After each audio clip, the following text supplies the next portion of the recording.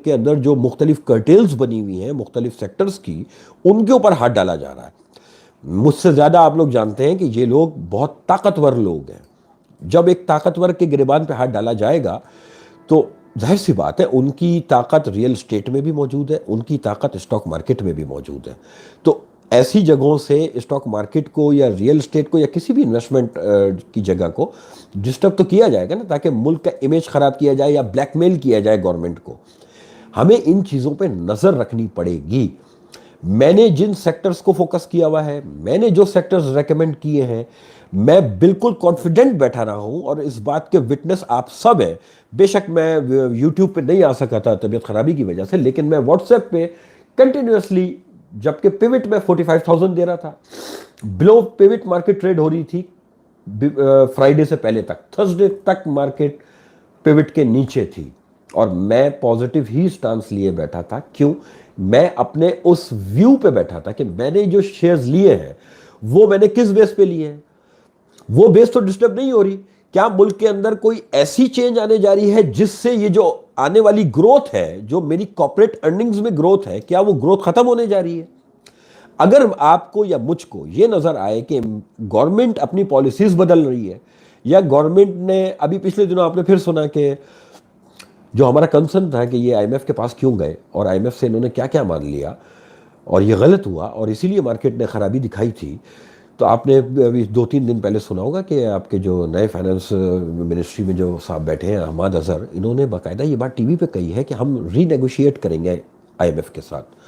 बस यही चाहिए था कि आप इनसे नेगोशिएट करें, क्योंकि आपके फूड इन्फ्लेशन पहले ही आउट ऑफ कंट्रोल हुई हुई है। अगर आप बिजली की प्राइस भी बढ़ा देंगे, अगर आप पेट्रोल प्राइसेस भी आके बंद करके बढ़ा देंगे, सारी सब्सिडी एक साथ खत्म कर देंगे, तो आपकी इन्फ्लेशन तो बहुत ठीक ठाक हिट कर जाएगी ऊपर जाके। और इन्फ्लेशन हिट होगी अगर, तो इंटरेस्ट रेट 7% पे आप उसको मेंटेन कर नहीं पाएंगे। और जब आप इंटरेस्ट रेट 7% पे मेंटेन नहीं कर पाएंगे, तो जो पॉलिसी आप दे रहे हैं कि ज़्यादा से ज़्यादा बैंक से लोन लो, घर बनाओ, कंस्ट्रक्शन होगी तो 34 इंडस्ट्रीज चलेंगी, यही राग लाप रहे हैं ना, मैं भी, आप भी, गवर्नमेंट भी, यही राग। तो इनकी अपनी पॉलिसीज डिस्टर्ब हो जाएंगी। तो ये अच्छा साइन मुझे अब ये नजर आना शुरू हुआ है कि गवर्नमेंट लेवल पे इस चीज को, इन्फ्लेशन को बड़ा सीरियस ले लिया गया है। ये अच्छा साइन है। अगर प्राइम मिनिस्टर खुद से इन चीजों को देख रहे हैं तो मेरे हिसाब से ये चीजें फिर कंट्रोल में आएंगी। हमारे यहाँ देखिए, फूड इन्फ्लेशन के साथ साथ इसका, इसके होने की वजह पे जाओ। वजह क्या है बताऊं आपको। एक दुकानदार, मेरे इलाके का एक दूध की दुकान है फॉर एग्जांपल, आप उसके पास जाएं, वो 120 रुपए किलो दूध बेच रहा है। उसी गली से पीछे दूसरी गली में चले जाएं तो दूसरा दुकानदार 110 रुपए किलो दूध बेच रहा है। एक दुकानदार अंडे जो है 200 रुपए दर्जन बेच रहा है, एक 250 रुपए दर्जन बेच रहा है। हर आदमी हमारे यहाँ 2 नंबरी पे तुला हुआ है। हम लोगों को ना सबसे पहले ना कुछ कड़वे सच जो है ना वो बर्दाश्त करने चाहिए। बेसिकली हम बहैसियत कौम ना पस्ती का शिकार है, पस्ती का। हम इतने, यानी जितना हम अब इस्लाम के ठेकेदार बनते हैं ना, इस्लाम का किला है पाकिस्तान, ये सिर्फ बातें हैं। हमारे करेक्टर्स जो है ना यहूदियों से भी बदतर है। आप एक सब्जी वाले के पास चले जाओ, वो भी गटर में उगाई हुई सब्जी बेच रहा होता है आपको। दूध में पानी मिलाना, जाके यहूदियों से और अंग्रेजों से पूछो कि दूध में पानी मिलाओगे, तो वो हैरान रह जाएंगे कि ये क्या बात कर रहा है। और हमारे यहाँ ये एक आम बात है। हम असल में ये जो फूड इन्फ्लेशन है ना, उसकी एक एक कड़ी अब टीवी पे सामने आई ना, कि व्हाट्सएप के ऊपर शुगर माफिया जो है वो मैनिपुलेट कर रहा था। अब आप खुद सोचें कि जो कौम अपने ही लोगों को नुकसान पहुंचा रही हो, तो हम कौन लोग हैं। अभी रमजान आ रहा है, आपको भी पता है कि जो 200 रुपए का जो फल आज मिल रहा है ना, वो अभी पहली रमजान आने दे वो 400 रुपए का मिलेगा। ऐसा ही है। तो भाई कसूर तो हमारा है ना, करेक्टरलेस लोग हैं। ठीक है, तो इस कौम को थोड़ा सा डंडे की जरूरत है। हमें एक इस आजाद स्टेट बैंक की जरूरत है कि हम जहां 2 नंबरी करें, स्टेट बैंक उस हिसाब से अपनी पॉलिसी का शिफ्ट कर दे। जरा इस तरह के जरा मोचड़े पड़ेंगे ना, तो शायद हम लोग ठीक हों। ये हमारे ही एंड पे बुराइयां डेवलप हुई भी हैं।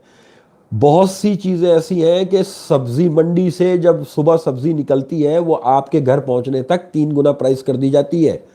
यानी एक बीच में गाड़ी से शहर में पहुंचाने वाला, और फिर शहर में पहुंचने के बाद आपके दरवाजे तक पहुंचाने वाला, हर आदमी जो है वो 200-200%, 300-300% जो है वो गेन लेने पे तुला हुआ है। वो ये देख रहा है कि मेरी जेब में पैसा जाना चाहिए, चाहे सामने वाला भूखा मर जाए। जब तक बहैसियत कौम हम लोग इस चीज़ को कंसीडर नहीं करेंगे ना, तब तक ये चीज़ें डिस्टर्ब रहेंगी। और इन चीज़ों पे अब हम जब हैं ही इस तरह के लोग, तो हमें इस माहौल में एडजस्ट कर लेना चाहिए यार। अगर हमें कुछ चीज़ें कहीं गड़बड़ नज़र आ रही है, तो हमें उस वक्त डिसीजन लेना चाहिए जब हम कॉन्फिडेंट हो। मैं कॉन्फिडेंट बैठा हूं कि मैंने जो सेक्टर्स लिए हैं, मैंने सिर्फ ये चेक किया कि गवर्नमेंट में ये जो चेंजेस आई, क्या इन चेंजेस की वजह से, क्या गवर्नमेंट की जो पॉलिसी है ग्रोथ की, क्या वो हिट हो रही है? नहीं हो रही। मुझे ये नज़र आया कि नहीं, इंटेंशन यही है। स्टेट बैंक के गवर्नर मुख्तलिफ चैनल्स पे आके यही बात रिपीट कर गए, फिर प्राइम मिनिस्टर की तरफ से, फिर गवर्नमेंट के जितने ऑफिशियल्स हैं उनकी तरफ से यही बात आ रही है कि हम ग्रोथ को सपोर्ट करेंगे और हम पॉलिसीज़ को ग्रोथ साइड पे ही रखेंगे, ताकि मुल्क के अंदर जो है वो एम्प्लॉयमेंट भी हो।